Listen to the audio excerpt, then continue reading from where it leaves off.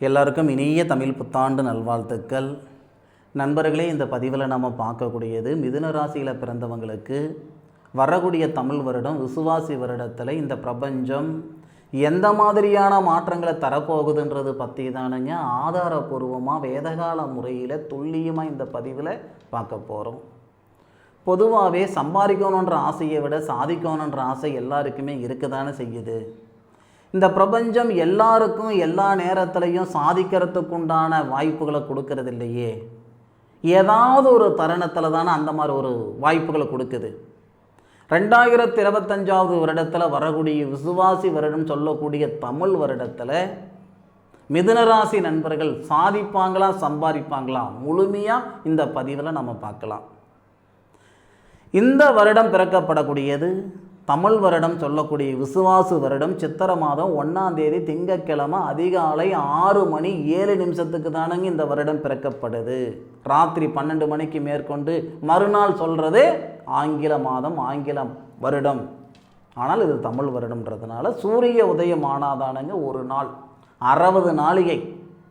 இன்றைய பொழுது சூரிய உதயத்திலிருந்து நாளைய பொழுது சூரிய உதயம் வரை ஒரு நாள் 60 நாளிகை. அந்த அடிப்படையில் சூரிய உதயம் 6:07.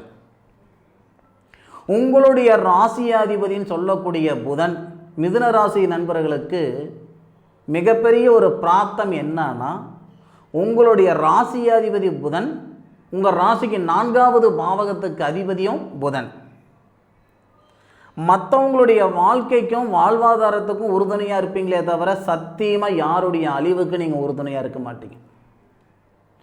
உங்களுடைய ராசியாதிபதி ராசிக்கு 10வது பாவகன் சொல்லக்கூடிய தொழில் ஸ்தானத்தில் தொழில்காரகன் சொல்லக்கூடிய சனி பகவானோட சேர்ந்து சுக்கிர பகவான் அசுர குருன்னு சொல்லக்கூடிய சுக்கிர பகவானோட சேர்ந்து ராகு பகவானோட சேர்ந்து உங்களுடைய ராசிக்கு 4வது பாவகத்தை பார்க்கக்கூடிய தருணம் உண்மையிலேயே நல்லா இருக்கு.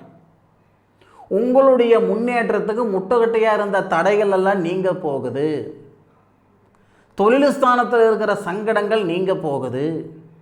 உழைப்புக்கு தகுந்த உயர்வு இல்லை சாமி, வாழ்க்கைக்கு ஏற்ற வளர்ச்சி இல்லை சாமி, இந்த மாதிரி ஆதங்கம் நிறைய பேருக்கு இருக்குதானே செய்யுது. படித்த படிப்புக்குண்டான உத்தியோகம் இல்லை. இந்த சங்கடங்களெல்லாம் சரிப்படுத்தக்கூடிய தருணமாக வரக்கூடிய புத்தாண்டு இருக்கும். அதில் மாற்று கருத்து இல்லை. இந்த வருடத்தில் உச்சம் நீச்சம் இந்த அமைப்பு ரொம்ப அதிகமாக இருக்கும். லாபஸ்தானாதிபதினு சொல்லக்கூடிய செவ்வாய் உங்களுடைய ராசிக்கு 2வது பாவகத்தில் நீச்சம் பெற்றிருப்பார். செவ்வாய் பூசம் நட்சத்திரம் முதல் பாதம் 94 டிகிரியில் செவ்வாய் நீச்சம். உங்களுடைய ராசிக்கு 11வது பாவகத்தில் சூரிய பகவான் உச்சம் 0 டிகிரியில் அசுவினி நட்சத்திரம் முதல் பாதத்தில் சூரியன் உச்சம். 10வது பாவகத்தில் புதன் நீச்சம் 334 டிகிரி உத்திரட்டாதி நட்சத்திரம் முதல் பாதத்தில். அதே இடத்துல சுக்கிர பகவான் உச்சம் 330 டிகிரி புரட்டாதி நட்சத்திரம் 4வது பாதத்தில். அப்போது 2 கிரகம் உச்சம் 2 கிரகம் நீச்சம். அப்போது உங்களுடைய ராசிக்கு 4வது பாவகன் சொல்லக்கூடிய அந்த சுபஸ்தானத்து மேலே 5 கிரகங்களுடைய பார்வை உண்மையிலேயே நிறைவாக இருக்குது. மண்மனை வாங்கக்கூடிய பிராப்தம் இருக்கும். சில பேருக்கு வீடு வாசல் அடமானம் போட்டிருப்பீங்க. லோன் போட்டுட்டு கட்டி முடிக்க முடியாத பலவிதமான மன அழுத்தம் இருக்கும். இந்த மாதிரியான சங்கடங்கள் இந்த நாளில் இந்த 2025 வருடத்தில் வரக்கூடிய தமிழ் வருடத்தில் நிச்சயமாக சரியாகும். அடுத்தவனுக்கு காசு பணத்தை தார பார்த்துட்டு ரொம்ப சங்கடப்பட்டு இருக்கக்கூடிய மிதுனராசி நண்பர்களுக்கு இந்த வருடத்தில் கொடுத்த பணம் வந்து சேர்றதுக்கான வாய்ப்புகள் உண்டு. நான் முதல்ல சொன்ன மாதிரி மற்றவங்களுடைய வாழ்க்கைக்கும் வாழ்வாதாரத்துக்கு தான் நீங்கள் உறுதுணையாக இருக்கிறீங்களே தவிர யாருடைய அழிவுக்கு நீங்கள் உறுதுணையாக இல்லை, காரணமாக இல்லை. அந்த புண்ணியமானது 2025 வருடத்தில் வரக்கூடிய தமிழ் வருடத்தில் நிச்சயமாக பல மடங்கு உங்களுக்கு உயர்வை கொடுக்க போகுது. 2 கூடிய கிரகம் தனஸ்தானாதிபதி 5வது பாவகத்தில் ரொம்ப நிறைவான ஒரு சூழல். குடும்பஸ்தானாதிபதி புத்திரஸ்தானத்தில் ராகு சாரம் வாங்கியிருக்கிறது உண்மையிலே நல்ல விஷயம். இதனால் ஒரு சில நண்பர்களுக்கு புத்திர பாக்கியத்தில் இருக்கிற தடைகள் நீங்க போகுது. போகாத கோவில் குளம் இல்லை சார், பண்ணாத பரிகாரங்கள் இல்லை சார், பார்க்காத வைத்தியம் இல்லை சார், குழந்தை பாக்கியத்தில் பாதிப்பு கொடுத்துக்கிட்டு இருக்கு. இந்த தருணத்தில் நிச்சயமாக சொல்கிறேனுங்க, அந்த புத்திர பாக்கியத்தில் இருக்கிற சங்கடங்கள் நீங்கும். ஒன்று மட்டும் நல்லா புரிஞ்சுக்கோங்க, மிதுன ராசியில் பிறந்தவங்க மிருகசீரிச நட்சத்திரம் 3-4 பாதத்தில் இருக்கிறவங்களா இருந்தாலும் சரி, திருவாதிரை நட்சத்திரத்தில் பிறந்தவங்களாக இருந்தாலும் சரி, புனர்பூச நட்சத்திரம்னு சொல்லக்கூடிய ஸ்ரீராமர் அவதரிச்ச நட்சத்திரம் 3 பாதத்தில் பிறந்தவங்க, பொதுவாகவே மிதுன ராசியில் பிறந்தவங்க பூர்வீகத்தில் இருந்து பெருசாக சாதிக்க முடியாது. முடிஞ்ச அளவுக்கு பூர்வீகத்தை விட்டுட்டு வெளியே போங்க, உயருவீங்க, உருப்படுவீங்க, சம்பாதிப்பீங்க, சாதிப்பீங்க. நான் பூர்வீகத்திலிருந்து சாதிச்சு போட்டேன், தாத்தா சம்பாரிச்சு தான் பூர்வீகம், அப்பா சம்பாரிச்ச இடத்துல இருந்து கூட பெருசாக முன்னுக்கு வர முடியாது இந்த மிதுன ராசியில் பிறந்தவங்க. ஒரு சிலர் இருப்பாங்க, நான் சாதிச்சு போட்டேன் அப்படின்ட்டு. நீங்கள் அங்கேருந்து சாதிச்சது 10%னா வெளியே போயிருந்தால் 100% சாதிச்சிருப்பீங்க. அதை பார்த்துக்கோங்க. வெளிநாடு தொடர்புள்ள வேலை வாய்ப்புகள் வந்து சேர்றதுக்கான வாய்ப்புகள் உண்டு மிதுன ராசி நண்பர்களுக்கு இந்த தருணத்தில். அதுபோக மிதுன ராசி நண்பர்களுக்கு இன்னொரு மிகப்பெரிய பிராப்தம் என்னன்னா, தகரியஸ்தானாதிபதி சூரிய பகவான் அப்பத்திலிருந்து இப்போ வரைக்கும் மனசில் பட்டது செஞ்சு தான் பழக்கம். ஒரு விஷயம் நினச்சிட்டிங்கன்னா அது செயல்படுத்திட்டு தான் மறுவேலை பார்ப்பீங்க. அப்போது இந்த தகரியஸ்தானாதிபதி 11வது பாவகன் சொல்லக்கூடிய லாபஸ்தானத்தில் உச்சம் பெற்றிருக்கிறது நமக்கு சிறப்பு. பெருசாக மிதுன ராசியில் பிறந்தவங்க ஷேர் மார்க்கெட்டில் காசு பணம் பார்த்துப்புட்டேன், லாட்ரியில் காசு பணம் பார்த்துப்புட்டேன், அடுத்தவனுக்கு காசு பணம் கொடுத்து வட்டி வாங்கி நான் பொழைச்சிட்டேன், இப்படியெல்லாம் பெருசாக சொல்ல முடியாது. ஏன்னா குடுக்கல் வாங்கலுக்கு நம்ம 0. மிதுன ராசியில் பிறந்தவங்க வாங்கினா பணத்தை கட்டிப்பிடுவீங்க, கொடுத்த பணம் வாங்க முடியாது ஒன்று. ஆனால் இந்த நேரமானது நிச்சயமாக நீங்கள் கொடுத்த பணம் வந்து சேர்றதுக்கு வாய்ப்புகள் உண்டு. ஒரு வேலை செய்யணுமா, செஞ்சு முடிச்சுட்டு தான் மறுவேலை பார்ப்பீங்க. செய்கிற வேலையில் தடைகள் இருக்காது, இருக்கிற தடைகள் நீங்கக்கூடிய சூழலாக இருக்கும். மிதுன ராசிக்கு 4வது பாவகத்துக்கு அதிபதி சுபஸ்தானாதிபதி 10வது பாவகத்தில் இருக்கிறதுனால புதிய திட்டங்கள் செயல்படுத்துவீங்க. தூரத்து நண்பர்கள் மூலமாக நல்லது நடக்கிறதுக்கு வாய்ப்புகள் உண்டு. கலைத்துறையில் இருக்கிற நண்பர்கள் சாதிக்கிறதுக்கு உண்டான நேரம். சம்பாதிக்கிறது எல்லாரும் செய்கிறது தானுங்க, எல்லா நேரத்துலையும் பண்ணுறது தானுங்க. ஆனால் சாதிக்கிறது அப்படி கிடையாது பாருங்கள். கலைத்துறையில் இருக்கிற நண்பர்கள் சாதிக்கிறதுக்கு உண்டான நேரமாக இருக்கும். கேமராவுக்கு பின் இருக்கிற நண்பர்களோ அல்லது கேமராவுக்கு முன்னுக்கு இருக்கிற நண்பர்களோ நிச்சயமாக மிகப்பெரிய ஒரு சாதனைகள் கட்டாயம் வரும். அதே மாதிரி கைத்தறி நெசவாளர்கள், ஜவுளி சம்பந்தப்பட்ட தொழில் செய்கிற நண்பர்களுக்கு இந்த வருடம் ரொம்ப ரொம்ப சிறப்பாக இருக்கும் மிதுன ராசியில் பிறந்தவங்க. ஏன்னா இந்த மிதுன ராசியில் பிறந்தவங்க அடுத்தவங்க கிட்ட போய் வேலை செய்யணும்னு நினைக்கிறத விட அடுத்தவங்களுக்கு வேலை கொடுக்கணுங்க அப்படின்ற எண்ணம் தான் ரொம்ப ஜாஸ்தியாக இருக்கும். மரம் சம்பந்தப்பட்ட வேலைகள் செய்கிற நண்பர்களுக்கு ரொம்ப ரொம்ப நல்ல விதமாக இருக்கும் இந்த வருடத்தில். ஆவணி மாதம் 13ஆம் தேதிக்கு மேற்கொண்டு மிகப்பெரிய ஒரு மாற்றங்கள் தரப்போகுது. கழுத்து பிடிக்கிற அளவுக்கு பணப்பிரச்சனை இருக்குது சார், கடன் பிரச்சனை இருக்குது சார், எதை சாப்பிட்டா என் பித்தம் தெரியும்னு சொல்லிட்டு இருக்கிறேன் சார், இந்த நேரம் நிறைவாக இருக்கும். பொதுவாக இந்த மிதுன ராசியில் பிறந்தவங்களுக்கு இரும்பு இயந்திரம் பெருசாக சப்போர்ட் பண்ணாது.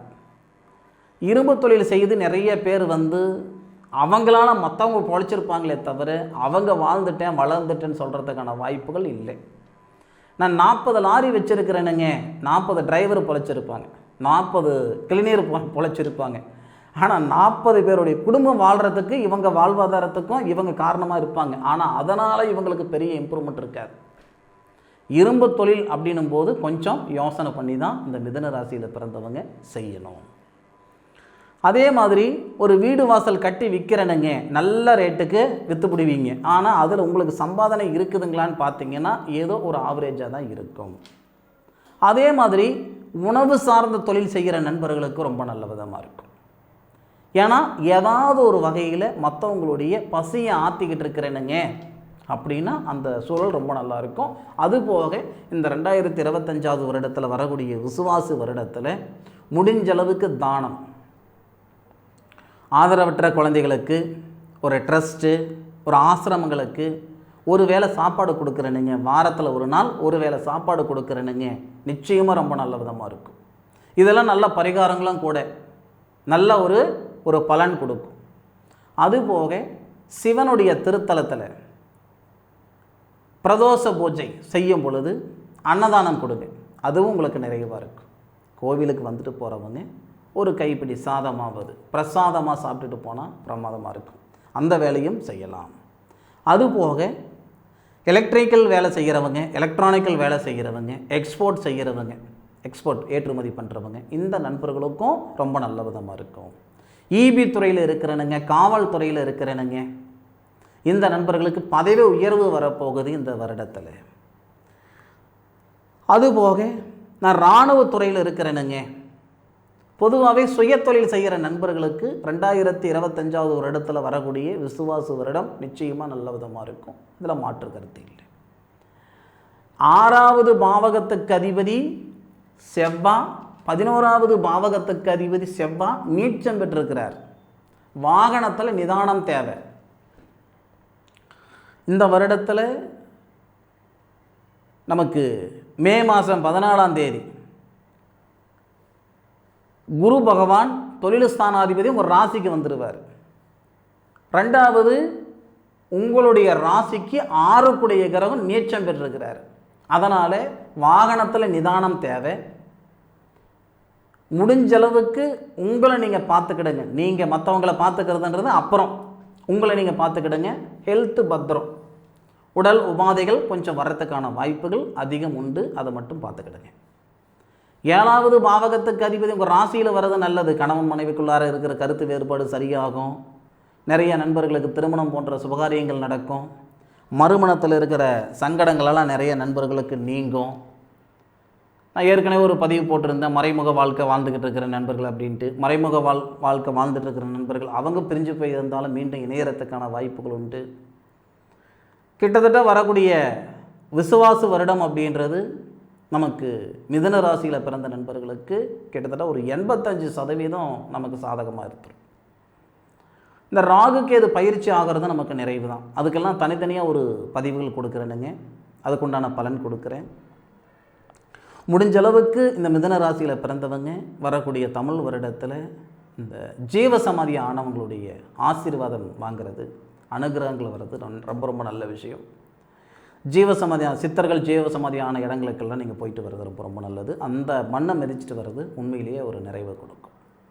மற்றபடி மிதுன ராசியில் பிறந்த நண்பர்களுக்கு வரக்கூடிய தமிழ் வருடத்தில் மாற்றங்களும் மாறுதலும் அதிகமாக ஏற்படும்ன்றதில் எந்த விதமான ஒரு மாற்று கருத்தும் கிடையாது.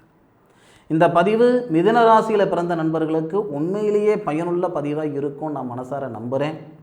மீண்டும் அடுத்த ஒரு அற்புதமான தருணத்தில் உங்கள் அனைவரையும் சந்திக்கும் வரை உங்களிடமிருந்து விடைபெறுவது உங்கள் வீட்டு ஜோதிட நண்பனான மா காளிதாஸ் மணிகண்டன். திருச்சிற்றம்பலம். வாழ்க வையகம், வாழ்க வளமுடன்.